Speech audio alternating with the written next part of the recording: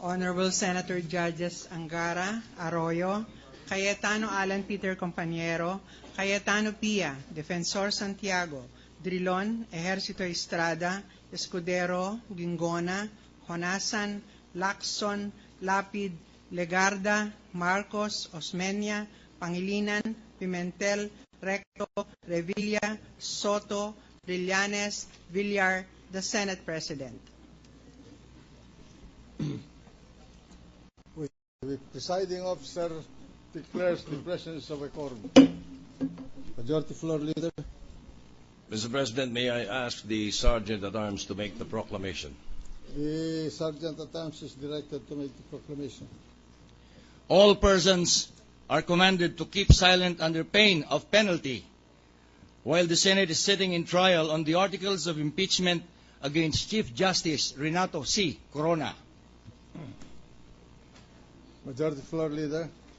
Mr. President, I move that we dispense with the reading of the May 16, 2012 Journal of the Senate, sitting as an impeachment court, and consider approved.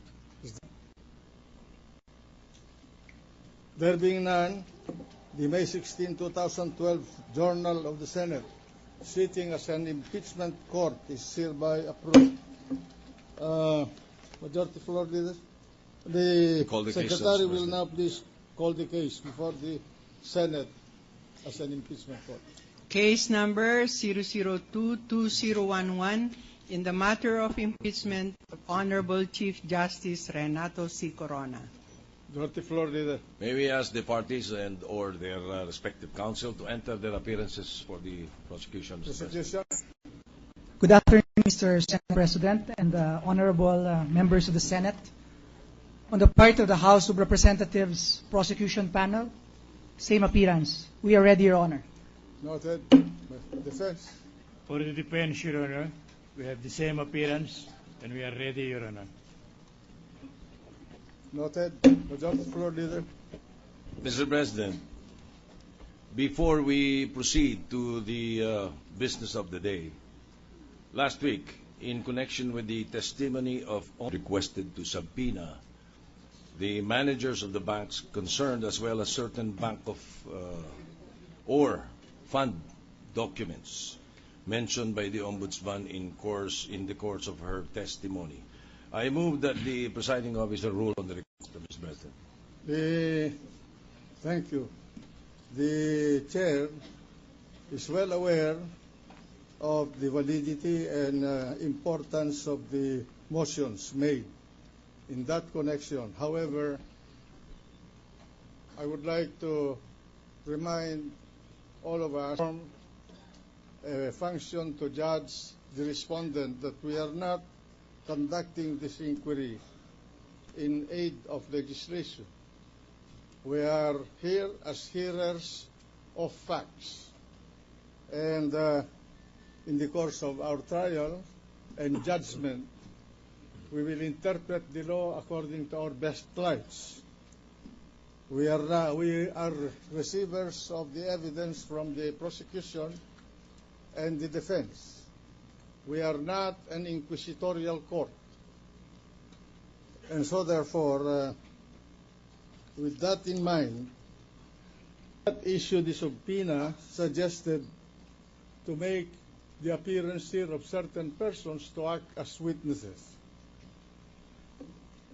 Our rules of procedure suggest that this is an adversarial proceeding, although done by the representatives of the people, and so therefore we must define for whom will the witnesses that will appear here will stand as witnesses. Are they going for the defense? Are we authorized as hearers of fact and receivers of evidence to call anyone we want to testify here to enlighten us on certain factual issues? Having this in mind, this chair has decided to resolve to respectfully deny the motions to call for this Senate, sitting as an impeachment court, to call witnesses motu proprio to testify in this proceeding. So ordered. Mr. President. Majority Floor Leader. Mr. President, pursuant to the May 16, 2012 order of the court for Mr. Harvey K. to submit a written explanation within 48 hours why he should not be cited for contempt, Mr. K. filed with the court his compliance on May 18, 2012, expressing his apology and praying that he not be cited in contempt. I move that the presiding officer rule on the matter. Well, during our trials of this case last week, Mr. Harvey K. appeared here as a witness for the defense. And this chair, because of certain previous incident, asked him to show cause why he should not be cited for contempt. A member of this court had spoken, calling the concerned witness that he committed certain improper conduct as far as this court was concerned. Given that, and in view of the apologies given by the gentleman cited to show cause, and in the spirit of liberality, this court simply admonishes the person concerned never to try his luck again, as he did. So ordered. Is that the floor, Leader? Mr. President, the court is now ready for the continuation of the presentation of evidence by the defense. Is the defense ready to present? May we request for a Next 1-minute recess, Your Honor? We are paging the Chief Justice, Your Honor.